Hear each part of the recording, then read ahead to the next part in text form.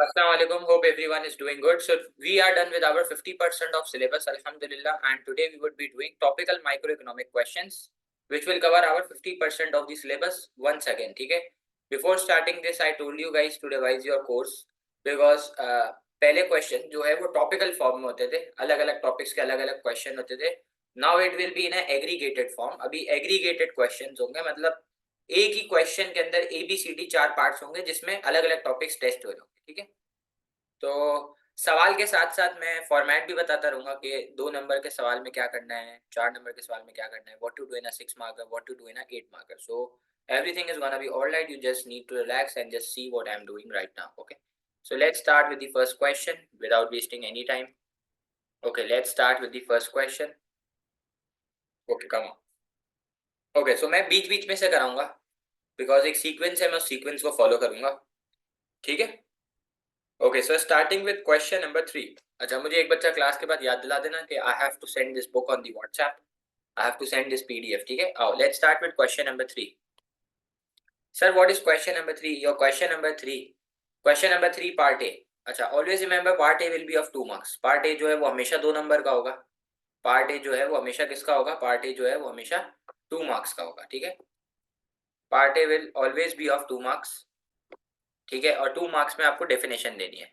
जब तक उसने एग्जाम्पल का नहीं बोला, जब तक उसने फॉर्मूला का नहीं बोला, नो नीड टू गिव. क्या बोला मैंने आपको? जब तक उसने नहीं बोला फॉर्मूले का, जब तक उसने एग्जाम्पल का नहीं बोला, so you don't need to give it. ठीक है. As simple as it is. जब तक उसने फॉर्मूले का, जब तक उसने एग्जाम्पल की बात नहीं करी, तो आपको देने की कोई जरूरत नहीं है. सवाल है सीधा सीधा. क्या सवाल है भाई? फर्स्ट क्वेश्चन, बिस्मिल्लाह. Question number 3A. First question, define production possibility curve, 2 marks. तो कोई बच्चा मुझे याद दिलाएगा sir what is this production possibility curve? आप लोगों को मैं इतने टाइम से पढ़ा रहा हूँ. प्रोडक्शन पॉसिबिलिटी कर्व दो गुड्स का कॉम्बिनेशन बताता है, इसलिए दोनों एक्सेस के ऊपर क्वांटिटी आता है. ऊपर आता है गुड वाई की क्वांटिटी, नीचे आता है गुड एक्स की quantity. Sir Y quantity? Because production possibility curve आपको दो गुड्स का कॉम्बिनेशन बताता है, तो वो दो गुड्स का आउटपुट होगा ना, कि सर्टेन क्वांटिटी आप एक्स की यूज कर सकते हो, सर्टेन क्वांटिटी वाई की. तो sir what is the definition of PPC? Let's start. So we are doing topical microeconomic questions. We have started with question number 3, part A. So sir, what is the part A? Can you please repeat for us? Your part A is topical microeconomic questions. Question number 3, part A. Sir, what is this part A? Part A is define PPC. Sir, मैं आपके सामने definition लिख रहा हूँ. You will get the whole PDF on the WhatsApp group just after the class. If someone is writing with me, सो मेरे साथ साथ लिखते रहे. Vote ever you feel feasible, आपके पास क्लास के बाद ही अवेलेबल होगी. Production possibility curve shows combination of outputs. Production possibility curve shows combination of outputs of 2 goods. 2 goods का कॉम्बिनेशन बताता है. ऑफ 2 गुड्स जो कि इकोनॉमी अपनी गिवन रिसोर्सेज से प्रोड्यूस कर सकती है. That an economy can produce with its given resources. That an economy can produce with its given resources. That's your question number 3A solution. Proceeding towards question number 3, part B. Okay. Sir, what is part B? Explain why demand for soap is more price inelastic than demand for a luxury brand of perfume, 4 mark. Always remember 4 mark के सवाल में you have to write 2 points. Each point consists of 2 marks. Her point के 2 number है तो 2 point के 4 number हो गए. तो 4 मार्कर क्वेश्चन के अंदर you have to write 2 points. Sir question क्या कह रहा है? क्वेश्चन कह रहा है कि आप बताएं कि सोप की डिमांड क्यों प्राइस इनइलास्टिक है और लग्जरी ब्रांड ऑफ परफ्यूम की डिमांड क्यों नहीं है, आप ये बताएं. तो सबसे पहले मैं आपको सब टॉपिक याद दिला देता हूं. This question is of the topic factors affecting PED. Sir, what is this question? This question is of the topic factor affecting PED. Sir, what is factor affecting PED? बेटा factor affecting PED वो factors हैं जो कि आपको ये determine करने में मदद करते हैं कि आपकी demand product की elastic होगी या inelastic. Sir, can you please make us revise these factors? मैंने बोला yes, why not. मैं B वाले part के factors का नाम नीचे mention कर रहा हूँ. ठीक है, because I don't have space Sir, what is the first factor? Beta, first factor is availability of substitutes. What is your first factor? Your first factor is availability of substitutes. Sir, ये availability of substitute क्या है? बेटा substitute ज्यादा है तो demand elastic है, substitutes कम है तो demand inelastic है, as you all know. Sir, your second factor is type of product, necessity और luxury product. सर आप सबको पता है ये बात, आज वापस मैं आपके सामने रिपीट कर रहा हूं. If a product is necessity, necessity means a need which is essential for living, जिंदा रहने के लिए जरूरी है, तो उसके लिए आप कोई भी प्राइस पे करने के लिए रेडी हो क्या? आपकी नजर में उसकी सब्स्टिट्यूट्स भी कम है बिकॉज इज नेसेसिटी ना, तो उसकी डिमांड अगेन इनइलास्टिक होगी. Luxury is a want which is not essential for living, जिंदा रहने के लिए जरूरी नहीं है, इसलिए लग्जरी की demand is going to be elastic, right? Sir what is my third factor? Your third factor is addiction, और your third factor is addiction और नॉन एडिक्शन. अगर एक प्रोडक्ट एडिक्शन है, अगर एक प्रोडक्ट एडिक्शन है, जैसे कि डीमेरिट गुड सिगरेट्स की बात करी हमने मार्केट फेलियर के चैप्टर में, अगर एक प्रोडक्ट एडिक्शन है जैसे कि डीमेरिट गुड सिगरेट, तो उसकी डिमांड इनइलास्टिक होगी. हम जो भी प्राइस आप मांगेंगे हम पे करने के लिए रेडी होंगे. लेकिन अगर एक प्रोडक्ट एडिक्शन नहीं है, अगर एक प्रोडक्ट नॉन एडिक्शन है, तो अगेन उसकी डिमांड क्या होगी? उसकी डिमांड इनइलास्टिक होगी, right? Okay. Last factor that is proportion of income spent on a good. Last factor क्या है? लास्ट फैक्टर है proportion of income spent on a good. अगर एक गुड के ऊपर ज्यादा इनकम लगती है तो उसकी डिमांड इलास्टिक, क्योंकि लग्जरी के ऊपर आप ज्यादा खर्चा करते हो. अगर एक प्रोडक्ट के ऊपर कम इनकम लगती है तो उसकी डिमांड इनइलास्टिक, क्योंकि आप नेसेसिटी के ऊपर अपनी इनकम का बहुत ज्यादा प्रोपोर्शन खर्च करते हो, इसलिए नेसेसिटी की डिमांड इलास्टिक और लग्जरी की डिमांड इलास्टिक, नेसेसिटी की demand inelastic, right? Sir 4 marker question के अंदर you have to write 2 points ना, तो कोई भी 2 पॉइंट्स को एक्सप्लेन कर दें. बेटा fourth factor is proportion of income spent on a good. आप अपनी जिंदगी के अंदर आपकी इनकम का ज्यादा हिस्सा आप नेसेसिटी के ऊपर खर्च करते हैं और इतना हिस्सा आप लग्जरी के ऊपर खर्च करते हैं, क्योंकि बची हो जाता है. तो अगर आप एक गुड के ऊपर high proportion of income spend कर रहे हो तो वो आप नेसेसिटी के ऊपर स्पेंड करोगे, और आपको अभी बताया सेकंड फैक्टर में नेसेसिटी की डिमांड इनइलास्टिक होती है, ठीक है? अगर आप एक गुड के ऊपर कम इनकम खर्च कर रहे हो, लो प्रोपोर्शन ऑफ इनकम खर्च कर रहे हो, तो उसकी डिमांड कौन सी होगी? उसकी डिमांड इलास्टिक होगी, क्योंकि आप लग्जरी के ऊपर कम पैसा खर्च करते हो. सही है? जैसे अगर मैं आपसे पूछूं ना, ये फोन मैंने लिया था आज से 2.5-3 साल हो गए होंगे, 2.5-3 साल से मैं ये फोन खर्च कर रहा हूँ, तो मैंने 2.5-3 साल में एक बार फोन बदली करा. मुझे नहीं पता मैं नेक्स्ट टाइम कब करूंगा, लेकिन आप ये देखो कि मैं अपनी इनकम का इतना सा प्रोपोर्शन जो है ना वो लग्जरी के ऊपर खर्च कर रहा हूँ और इतना नेसेसिटी के ऊपर खर्च कर रहा हूँ. पेट्रोल में हर हफ्ते जला रहा हूँ. सही है? कोई भी 2 फैक्टर लिखने. अब सवाल पे वापस आ रहा हूँ, coming back to the question. Explain why demand for soap is inelastic than demand for luxury brand of perfume. ये बोल रहा है कि सोप की डिमांड क्यों इनइलास्टिक है और लग्जरी ब्रांड ऑफ परफ्यूम की डिमांड क्यों इनइलास्टिक नहीं है, मतलब इलास्टिक है, राइट? सर सोप की डिमांड इनइलास्टिक इसलिए क्योंकि सबसे पहले बात कर लेते हैं कि मे बी सोप के सब्स्टिट्यूट्स कम हो, जैसे कोई डव शव हो. दूसरा, सोप एक नेसेसिटी है, जरूरी है, एसेंशियल फॉर लिविंग, इसलिए डिमांड इनइलास्टिक है. 2 फैक्टर आपको बता दिए. हाउएवर करके बता दूंगा कि लग्जरी ब्रांड ऑफ परफ्यूम की डिमांड इसलिए इलास्टिक है क्योंकि लग्जरी प्रोडक्ट जो है वो एक वांट होती है और वांट की डिमांड इलास्टिक है. और सिंस वो परफ्यूम है और क्या कहते हैं लग्जरी है, तो जो है वो क्या कहते हैं उसके सब्स्टिट्यूट्स में भी ज्यादा भी हो सकते हैं, तो इसलिए डिमांड इलास्टिक भी हो सकती है, राइट? तो आए शुरू करते हैं. आ जाए. अच्छा, जब आप पहला वाला रीजन लिख रहे हो ना, तो आप हमेशा स्टेटमेंट को लिखिएगा पहले वाले रीजन के लिए, ठीक है? तो मैं लिख रहा हूं आपके सामने. One of the reason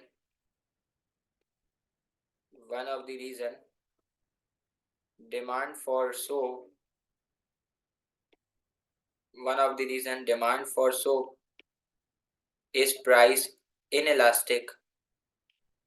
One of the reason demand for soap is price inelastic because since it is a necessity, product, comma a need, need होती है ना, नेसेसिटी नीड होती है, comma need which is comma a need which is essential for living, which is essential for living, so its demand, essential for living, so its demand would be price inelastic. ठीक है, ये एक point हो गया। अब perfume का बता दो इसको। however the demand for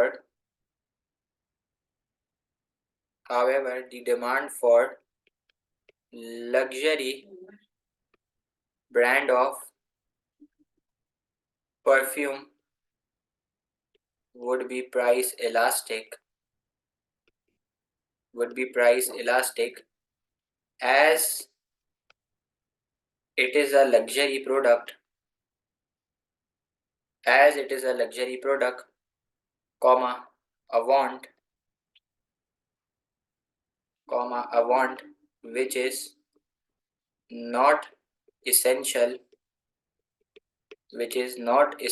for living, so its demand would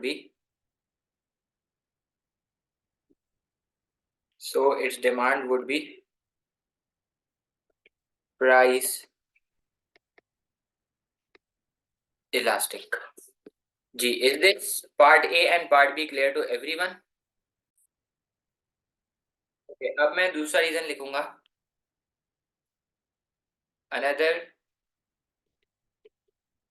another reason is that the consumption of soap cannot be postponed, as it is a need, but the consumption of perfume can be postponed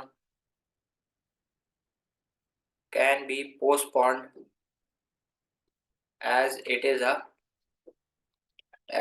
a luxury, comma a want. ठीक है जी, यहां तक आपको 4 marks मिल गए। ठीक है, अब जो सी वाला पार्ट है ना, that's very easy and trust me, हमने ये करा हुआ है और आपको आता होगा ये पार्ट। मैं आपको 2 मिनट दे रहा हूं, आप क्वेश्चन पढ़ें। ठीक है, ओके, मैं क्वेश्चन पढ़ देता हूं आपको। C part, analyse using demand and supply diagram. जैसे ही मैंने इतना वर्ड पढ़ा ना, तो मेरे दिमाग में बत्ती जल गई एक्स की। एक्स बोले तो इक्विलिब्रियम की, कि सर ये इक्विलिब्रियम वाला क्वेश्चन आ गया। Analyse using a demand and supply diagram how an increase in income will affect market for luxury brand of perfume। 6 mark का क्वेश्चन है और डायग्राम के रिलेटेड है। तो आपको एक बार नहीं, आपको 1000 बार बताया है कि कभी भी 6 मार्क का क्वेश्चन हो और डायग्राम वाला हो तो 4 मार्क्स जो है वो आपके डायग्राम के हैं, और आपको इतनी बार बताया है कि 2 मार्क्स जो है वो आपकी एक्सप्लेनेशन के। राइट, सही। अब आप देखिए कि ये कौन सा फैक्टर अफेक्टिंग डिमांड है। बोल रहे हैं कि इनकम बढ़ रही है, तो कोई मुझे बच्चा बताएगा कि इनकम बढ़ रही है, तो मुझे सिर्फ इतना बता दें कि इनकम बढ़ रही है, तो इनकम बढ़ेगी तो डिमांड बढ़ जाएगी भाई।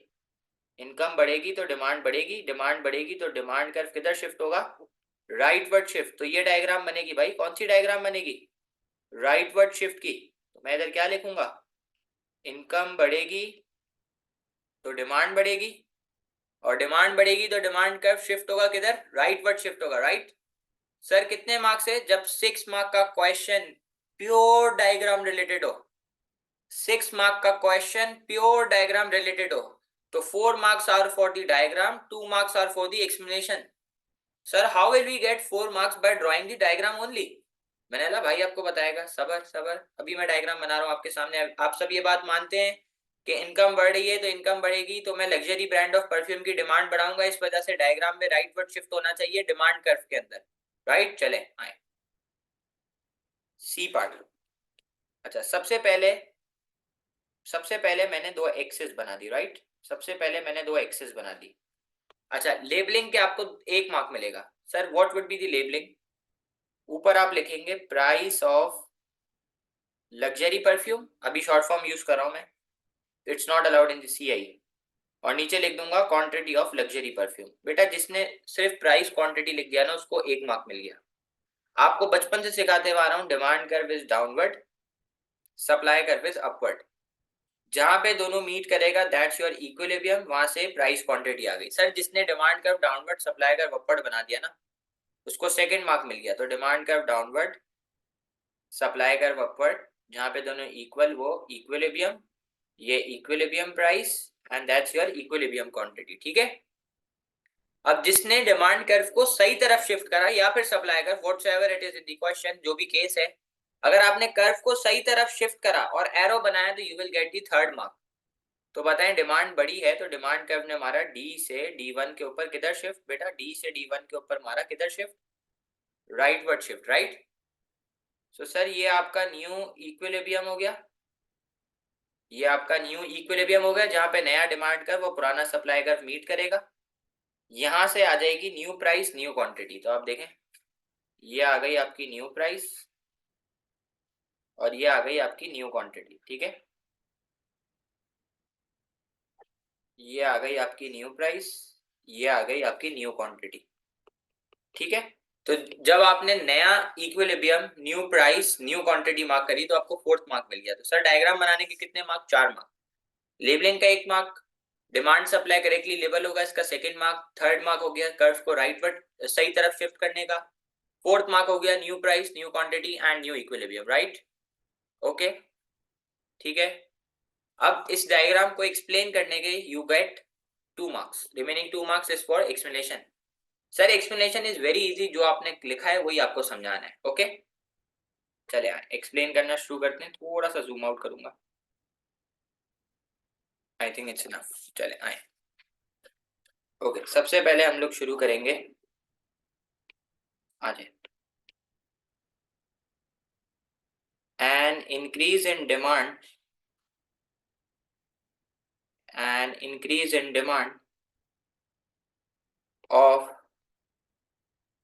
luxury, an increase in demand of luxury brand of perfume from D to D1 due to, reason क्या था डिमांड के बढ़ने का? क्योंकि लोगों की इनकम बढ़ गई, due to increase in income.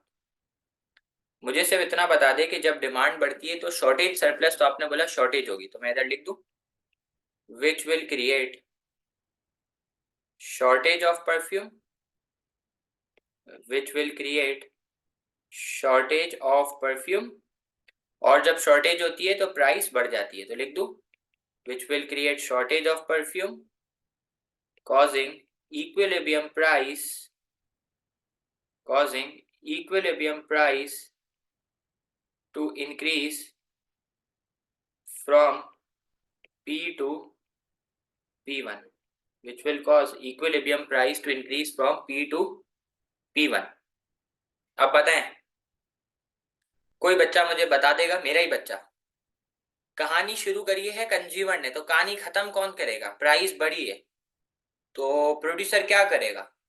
Will he produce more और will he produce less? What did law of supply teach us, guys? He will produce more or less? He will produce more, शाबाश। जब price बढ़ेगी तो producer को signal मिलेगा, तो मैं लिखूं which will provide signal to producer, so he will extend, so he will extend equilibrium quantity, so he will extend equilibrium quantity from Q to Q1, comma इस तरीके से नया इक्विलिब्रियम आ गया, comma this is how a new, comma this is how a new equilibrium point is achieved, comma, this is how new equilibrium point is achieved from E to E1. ठीक है,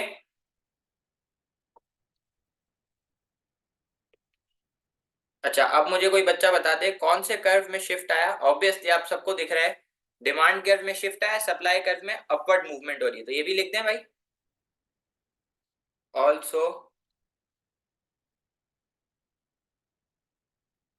also movement along the supply curve, also movement along the supply curve shows responsiveness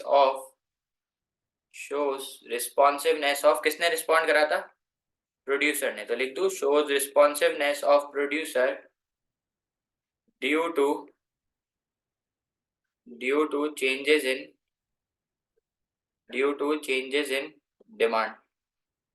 ठीक है, is this clear, this 6 marker question, is it clear to everyone guys? I think no one has any issues ji.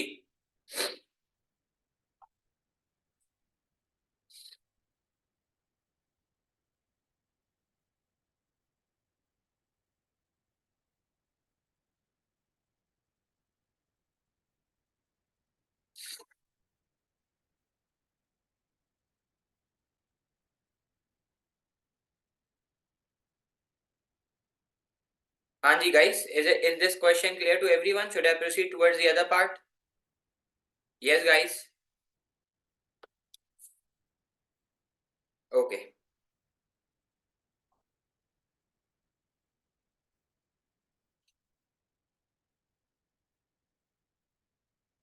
okay। अब मैं जो है वो ये जो 8 marker है ना पार्ट डी, इसको मैं सर्कल कर रहा हूँ अपने पास ताकि मुझे याद रहे कि हमने ये नहीं करा। ठीक है, इसको मैं सर्कल इसलिए कर रहा हूँ क्योंकि मैं ये है ना, ये वाला जो ए डी वाला पार्ट ये मुश्किल है, थोड़ा सा मुश्किल इन सेंस इसलिए है बिकॉज हमने पहले कोई 8 वाला पार्ट करा नहीं है, तो पहले मैं इजी वाले से शुरू कराऊंगा, फिर आराम आराम से आप लोगों का लेवल बढ़ाता रहूंगा। ठीक है, तो आप लोगों को इतनी प्रॉब्लम नहीं होगी, इसलिए we are skipping the 8 marker part right now, we will continue it later. ठीक है, तो मैंने इसको मार्क कर दिया है, तो आप भी अपने पास लिख लिएगा क्वेश्चन नंबर 3 डी के आगे will be attempted in future. ठीक है, सही, ओके ओके। अब जाते हैं क्वेश्चन नंबर 4 की तरफ। ठीक है, again let's start with the part A. Question number 4, part A, define demerit goods, 2 marks। Sir what is demerit good? बेटा आप लोगों को याद है डीमेरिट गुड वो गुड था जो सोसाइटी के लिए हार्मफुल था because it produces external cost, और एग्जाम्पल थी हेल्थ केयर और एजुकेशन, दैट्स इट। 2 मार्क के लिए डेफिनेशन इतनी है। हाँ, अगर ये 4 मार्क का होता, वैसे तो 4 मार्क का डेफिनेशन नहीं आता, 4 मार्क का डिफाइन आता ही नहीं है, डिफाइन आता ही 2 नंबर में, तो अगर if it was the definition तो then you would have written के ओवर प्रोड्यूस है, अंडर चार्ज है, ओवर कंज्यूम है, ब्ला ब्ला ब्ला। लेकिन डेफिनेशन है, सीधी सीधी डेफिनेशन दो, no example no formula nothing required. जब तक उसने बोला नहीं तब तक आपको नहीं देना। अगर उसने बोला होता define demerit good plus example, तो एग्जाम्पल का 1 मार्क होता, डिफाइन करने का 1 मार्क होता, लेकिन सिंस इसने बोला है डिफाइन डीमेरिट गुड 2 मार्क लिखा, तो सिर्फ डेफिनेशन के 2 मार्क है। राइट, आए शुरू करें।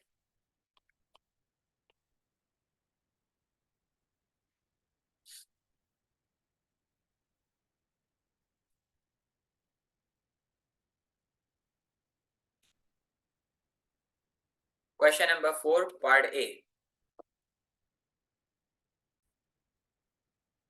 Question number 4A was define demerit good. Sir, what is demerit good? Demerit good वो good है जो society के लिए harmful है, because वो external cost produce करते हैं। तो लिख दो demerit goods।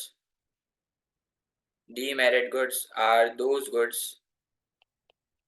Demerit goods are those goods which are harmful for the society। Demerit goods are those goods which are harmful for the society as they create external cost। ठीक है,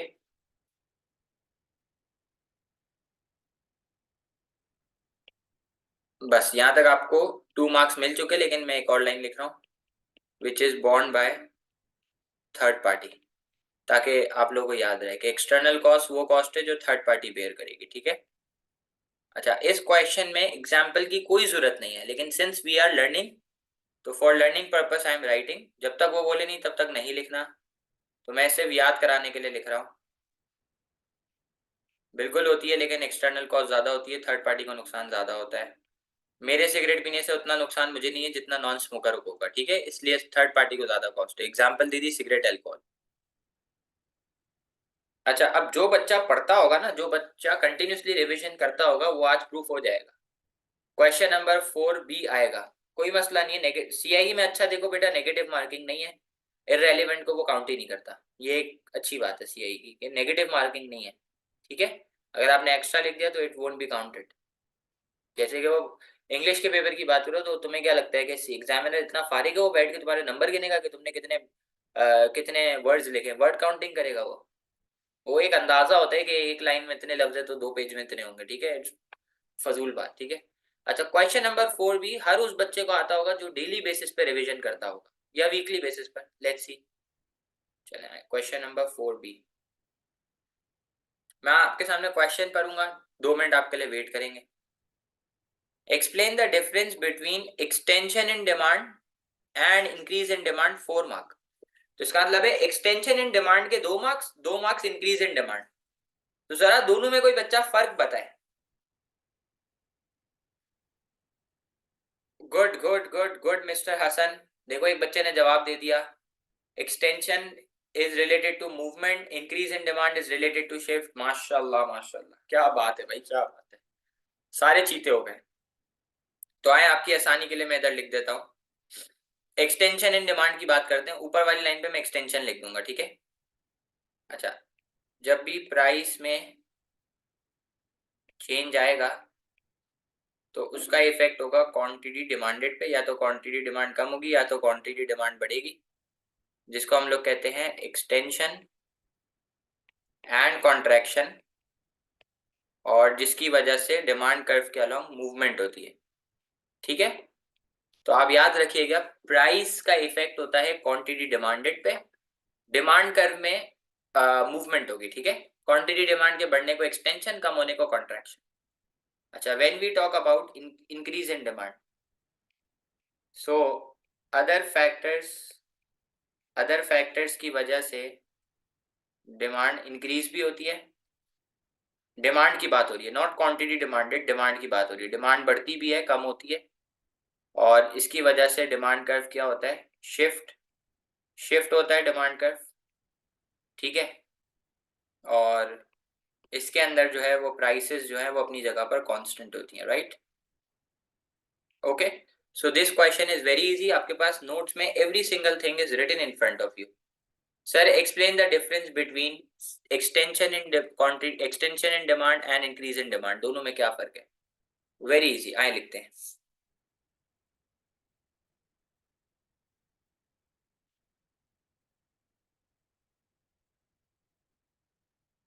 extension in demand is due to extension in demand is due to changes in prices, comma keeping comma keeping keeping other factors constant, keeping other factors constant, keeping other factors constant, it causes movement along the demand curve, ठीक है। यहां तक मुझे 2 mark मिल गए। अच्छा, एक बात आपको आज बता दी जाए, the length of the answer does not matter. Answer की लेंथ मैटर नहीं करती, आंसर का कंटेंट मैटर करता है, ठीक है। ये सबसे बड़े एक फ्लॉ है जो हमारे सिस्टम के अंदर है कि ज्यादा लिखेंगे तो नंबर मिलेंगे। नो बेटा, लेंथ के ऊपर नहीं होता, क्वालिटी आंसर के ऊपर होता है, ठीक है। while while increase while increase in demand while increase in demand is due to changes in other factor keeping prices constant, comma keeping prices constant, it causes shift in the demand curve. ठीक हो गया? अच्छा जी sir, ये भी question हमें clear है। बाकी question हम लोग नेक्स्ट क्लास में कंटिन्यू करेंगे। Let's talk something very important, ठीक है? अच्छा, number one thing which you guys need to know, और वो नंबर वन थिंग क्या है? वो नंबर वन थिंग ये है बेटा कि 2 मार्क का क्वेश्चन है डेफिनेशन का, तो आपको सिर्फ डेफिनेशन देनी है। अनलेस आपको एग्जाम्पल रिक्वायर्ड ना हो तो आप नहीं देंगे। अगर एग्जाम्पल मांगे तो एग्जाम्पल का फिर नंबर हो जाएगा, 1 मार्क एग्जाम्पल का, 1 मार्क डिफाइन का।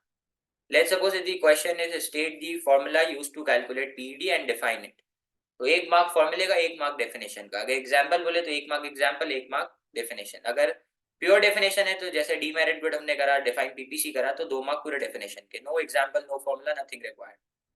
सर बी वाला पार्ट 4 मार्क का क्वेश्चन आएगा। Every point consist of 2 marks, so 2 point consist of 4 marks. तो 4 नंबर के सवाल में 2 पॉइंट्स लिखने, हर पॉइंट के 2 नंबर है, ठीक है? सर सी वाला क्वेश्चन अगर डायग्राम का आता है ना, अगर लिखा हुआ आ जाए using PPC curve, using demand and supply diagram, अगर डायग्राम वाला सवाल आता है तो 4 मार्क डायग्राम के, 2 मार्क समझाने के, 4 mark for the diagram, 2 marks for the explanation. ठीक हो गया? अगर डायग्राम के अलावा सवाल आता है जो कि आज हमने नहीं करा, तो फिर 4 नंबर में जब 2 पॉइंट है तो बेटा 6 नंबर में कितने पॉइंट होंगे, कितने मार्क्स ऐड हुए? 2 मार्क ऐड हुए, तो हर 2 मार्क के साथ 1 पॉइंट ऐड होता रहेगा। तो सर 6 मार्कर में कितने पॉइंट्स होंगे? 6 मार्कर में 3 पॉइंट्स होंगे, राइट? अगर वो सवाल डायग्राम के अलावा वाला आता है तो, राइट? सर अगर डायग्राम के अलावा वाला सवाल आता है तो क्या हमें डायग्राम बनानी? बेटा इट्स नॉट इम्पोर्टेंट कि आप 6 वाले में डायग्राम बनाए, अगर उसने नहीं मांगी तो। मांगी है तो बनानी है ना, लाजमी उसने बोल दिया। नहीं मांगी तो नहीं बनाना, आपकी अपनी चॉइस है। सर क्या 8 मार्क वाले में डायग्राम बनानी है? बेटा चाहे वो मांगे या नहीं मांगे, आपको डायग्राम बनानी है किसी भी हाल में। और सर 8 मार्क वाले क्वेश्चन के अंदर कितने पॉइंट आएंगे? 2 मार्क और ऐड हो गए ना, 4 वाले में 2, 6 वाले में 3, तो 8 वाले में 4 पॉइंट्स होंगे। 2 फेवर 2 अगेंस्ट, 2 फेवर 2 अगेंस्ट, ठीक है? और 8 वाले में डायग्राम लाजमी है। सर एक बहुत बड़ी मसला है, मसला ये है कि लोग समझते हैं कि 8 वाला सवाल डिस्कस का है तो कंक्लूजन लिखनी है। बेटा 2 साल पहले, अक्टूबर नवंबर से पहले वाली अटेम्प्ट, मई जून, उससे पहली वाली अक्टूबर नवंबर तक कंक्लूजन आती थी, अब कंक्लूजन एग्जामिनर ने हटा दिए। There is no mark for the conclusion. आज ज्यादा लोगों को ये बात नहीं पता, कंक्लूजन अब ओ लेवल इकोनॉमिक्स से हट चुकी है। पहले एएस इकोनॉमिक्स में नहीं होती थी 8 मार्कर में कंक्लूजन, अब वहां आ गई है और ओ लेवल्स के 8 मार्कर से रिमूव हो चुकी है, राइट? एक बच्चे का सवाल है, सर ये डिफरेंस वाले सवाल में एमएस क्या होगी? डिफरेंस वाले सवाल की मार्किंग स्कीम ये होगी कि जो आधा सवाल है उसके 2 मार्क है, आधा सवाल के बाकी 2 मार्क्स है, राइट? जैसे जैसे हम फर्दर और डिफरेंट क्वेश्चंस उनकी टाइप्स करते रहेंगे तो it would become more clear to us, ठीक है? ओके जी, thank you so much, you guys can leave. अल्लाह हाफिज।